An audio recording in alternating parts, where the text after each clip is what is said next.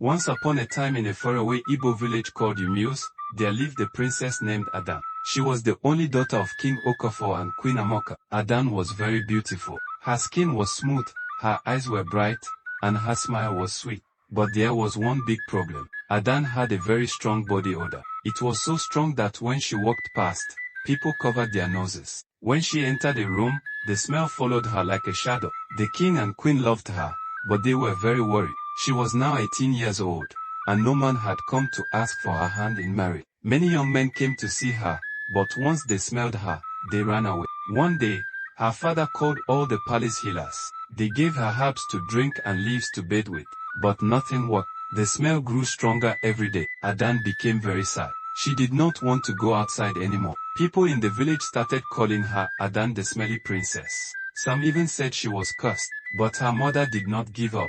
Queen Amoka prayed every night and asked the gods for help. One morning, a strange old woman came to the palace gate. She wore rags, had white hair, and carried a big bag. The guards tried to chase her away, but she said, "I have come to help the princess." Queen Amoka asked the woman to come in. The woman looked at Adanne and smiled. "You are not cursed," she said. "You are gifted, but you must go on a journey." Adanne's eyes grew wide. "What journey?" "To the forest of smells," the woman said. "There, you will find your answer." The king agreed, but he sent 5 strong guards with her. Adanne packed her things and left the next morning. The forest was deep and dark. Strange animals made loud sounds.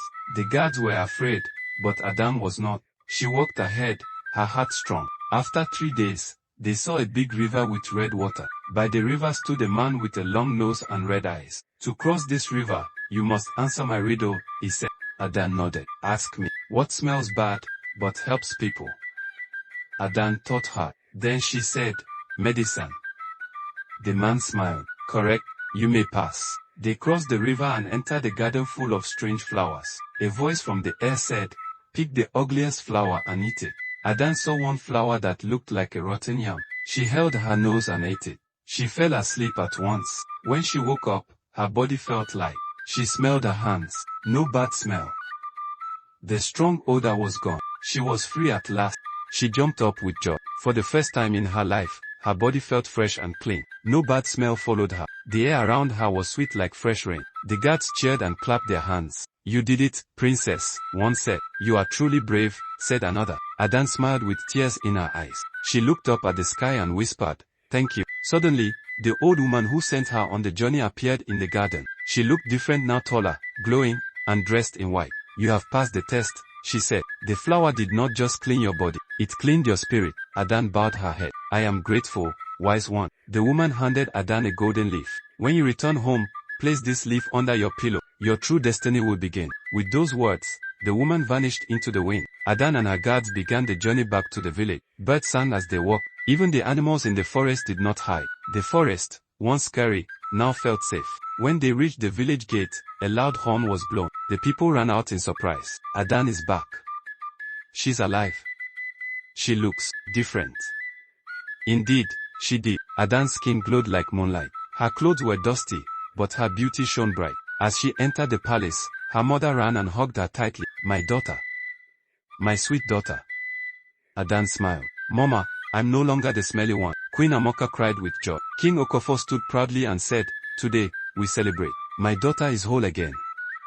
That night, there was a big feast. Yam porridge, pepper soup, roasted fish, and palm wine flowed. Drums beat, dancers moved, and the air was full of laughter. Many young men who had once run from Adanne now came close, smiling and trying to talk to her. One said, "Princess, I have never seen a beauty like yours." Another said, "Please, let me build you a palace of gold." But Adanne only smiled politely. She had changed. She was no longer just looking for any husband. She wanted someone kind, brave, and true. The next morning, Adanne placed the golden leaf under her pillow, just like the woman said.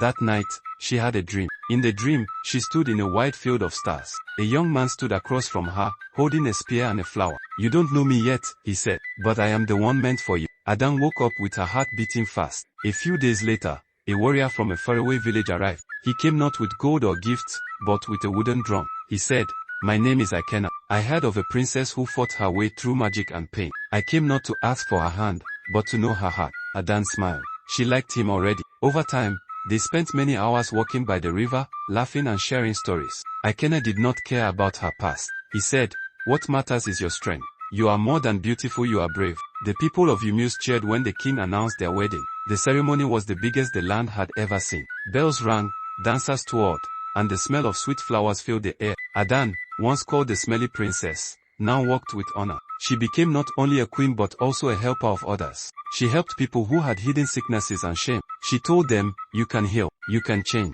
Years passed. Adanne and Ikena ruled with wisdom. Their children played in the palace yard, and the village grew strong and happy. And the story of Adanne, the brave princess who once had a strong body odor, was told for many generations. She became a symbol of hope, because sometimes, the hardest pain hides the greatest power.